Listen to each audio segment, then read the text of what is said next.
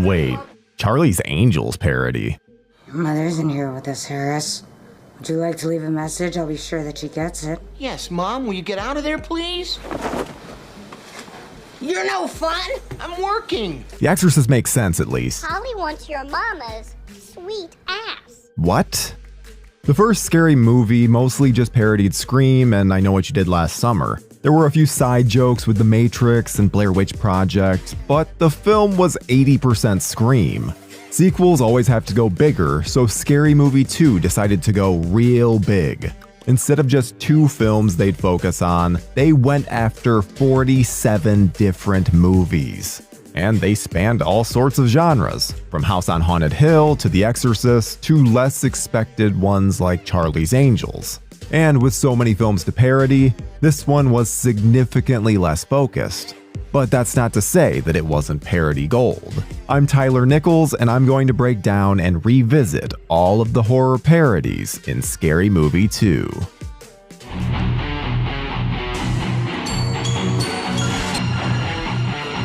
Nice hearing from you, Carlos. Shut up your ass, you worthless piece of shit!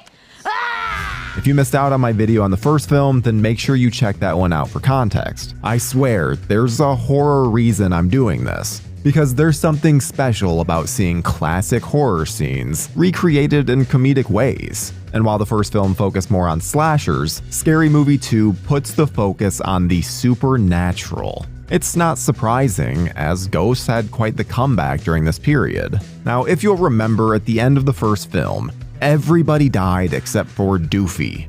I mean, Cindy got hit by a car going full speed. I'd say she's dead. So for the sequel, Doofy is nowhere in sight, and everyone has returned from the grave. That means Anna Faris is back as Cindy, Marlon Wayans as Shorty, Sean Wayans as Ray, and Regina Hall as Brenda. They have all the same qualities that they had in the last film, with Ray and Brenda even still being a couple. But despite all of the characters having died, and this film being about ghosts and possession, you'd think that at least one of them would be back as a ghost. Instead, they're just back like everything's normal. I'm sure that a lot of this had to do with the production window, which had the Wayans brothers writing the script, filming, and going through post-production in just 9 months. They even went back in and shot this parody on the Nike Freestyle ad just 2 weeks before the film was set to be released. So their focus seemed to be just making fun of anything versus solely horror films. But we're a horror movie channel, so we're going to try and focus on the horror side of things. Oh, come on, it's college. It's time for you two to experiment. The original cast is joined by quite the comedy-heavy hitters, but we'll touch on those as we reach them in the story, because this story is all over the place. Obviously, pulling from so many different sources can result in a bit of a mishmash of ideas. So let's move through the story and parse what came from what.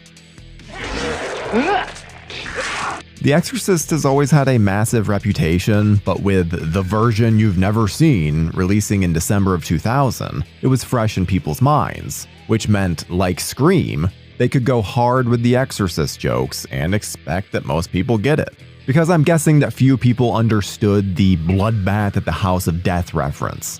They even opened the movie with a recreation of a scene from The Exorcist. Unlike the first film where they chose an iconic opening, this was simply a party scene where Reagan pees herself. Obviously, they had to add a comedic twist.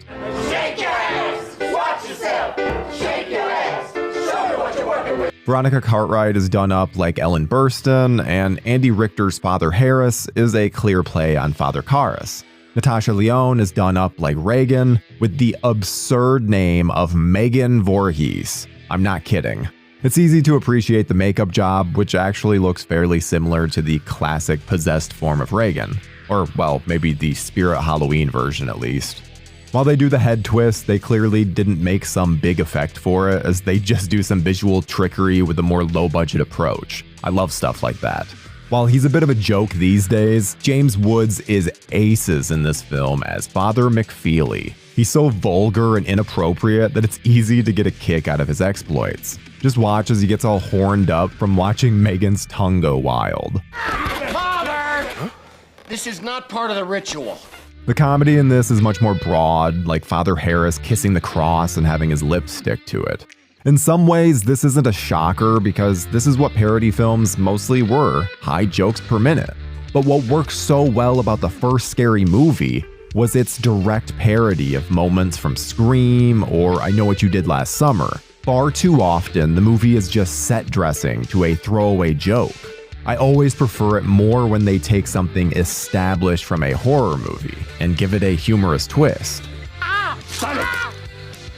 And you can't do an Exorcist parody without leaning heavily into the pea soup colored vomit. The whole scene ends with Father McFeely shooting Megan in the head. That's one way to get rid of a demon, I guess. The only disappointing element of this is that originally Marlon Brando was cast as McFeely. He even completed a full days of filming before leaving with an illness. Could you imagine Brando doing this scene? It would have been the stuff of absolute legend. I need those dailies. When we're finally introduced to the main group, this is the most that the film feels like an homage to Scream 2. Cindy and Shorty talk in a similar way to Sydney and Randy. But also the fact that this is a year later and the characters are in college. That's really the only element carrying over.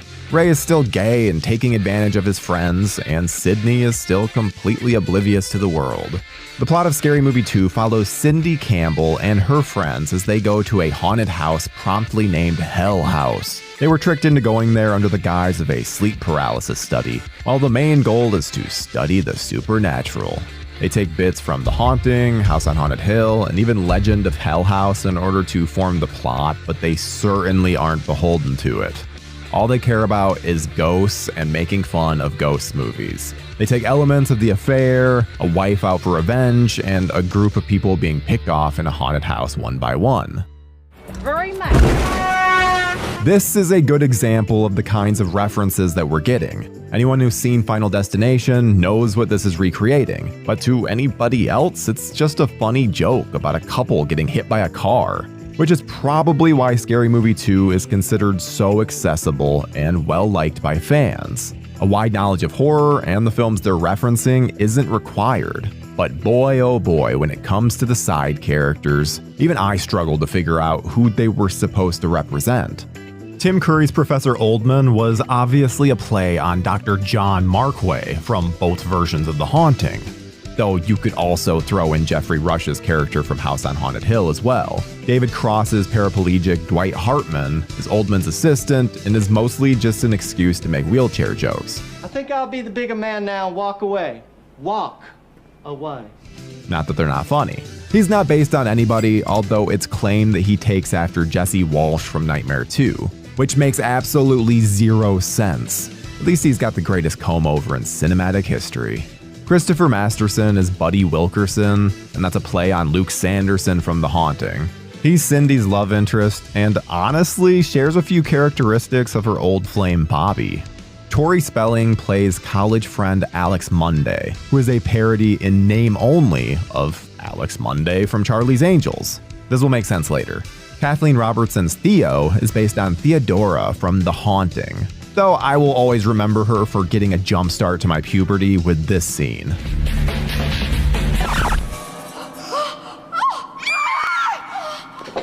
But the real star of the show is Chris Elliott's Hanson. Whether it's Cabin Boy or even Schitt's Creek, there are few funnier people on the planet than Chris Elliott, and the filmmakers take full advantage of that. They just let him run wild, plot be damned, and it's absolutely glorious. His tiny hand provides so many incredible moments. You take my little hand. No! Get it away from me! Take it! I've seen him compared to Hannibal Lecter given the name, and this scene that's clearly meant to mimic this one from Hannibal, but seems like a stretch given the character's insanity. If anything, he more closely represents Riff Raff from Rocky Horror Picture Show. The group of people get up to various paranormal activities throughout Hell House. The dinner scene resembles that of one in both The Haunting as well as The Legend of Hell House. They use these strange glasses that help them see the apparitions, similar to 13 Ghosts. The poltergeist gets a shout out with this scary clown doll. Further proof that we're really not taking advantage of the scary clown demographic in our movies. They do a nice job on the doll attacking someone, and they have Ray turn the tables on the clown. Yeah, Ray is problematic to say the least. They do another poltergeist nod with Shorty getting rolled up into a joint and smoked by the weed. Feels reminiscent to how little Oliver gets messed with by that tree. And while we haven't been able to cover the movie ourselves lately because of YouTube's absurd censoring policies, as well as a certain scene, Scary Movie 2 didn't shy away from Hollow Man. There's a great moment where Cindy and Buddy are trapped in a room and nearly die from the cold. Buddy's solution is to get Cindy to go down on him, in what is a clear nod to the Kevin Bacon film. I could probably add in the Alex Monday sex scene as well, since it's done in the same style. One of the more unexpected parodies came when they decided to put What Lies Beneath in their sights. Does anyone remember that Robert Zemeckis movie? Starred Michelle Pfeiffer and Harrison Ford. It made very little impact on release, so its inclusion here is a little odd, but they put both Cindy and Ray into the same red dress that's from that movie. But with the affair angle in that film, it made sense at least. I'll be perfectly honest, not once did I understand that reference until I did the research for this video. Before we continue with our video, here's a reminder to click the Store tab on any of our Joblo channels and browse our collection of the latest and freshest designs in our merch store. Go get you some. It's not horror, but I do feel the need to mention the Charlie's Angels parody since it's so prominent in the film. Plus, it feels very reminiscent to the Matrix scene from 1. And I want to point out that despite Tori Spelling playing a character named Alex Monday, she doesn't even participate in the Charlie's Angels parody. I'd say this is where the super short production window probably shines through. By the end of the film, the leads are able to ghost bust the main culprit of all their hauntings, and wow, that's a lot of people still left alive. Even Shorty is somehow still breathing despite getting the top of his head cut off. No wonder this movie feels all over the place. Tim Curry, aka one of the greatest human beings on the planet, is one of the only deaths that sticks. Well, him and Tori Spelling. As much as I enjoy the ridiculous humor in this, there's no question that the first is the superior film. At least it felt like there were stakes. And with that came the end of the Wayans' involvement with the franchise. Unfortunately, the extremely rushed production caused the Wayans to distance themselves, not liking how they were treated. They also acknowledged that it was lesser quality when compared to the first film. To this day, they have not been involved in any entry past this one. Here's hoping that that can change in the future, because that would be a nice way to bring the franchise back around to what made it what it was. Cover legacy sequels with the new Screams as a blueprint, and you've got parody heaven.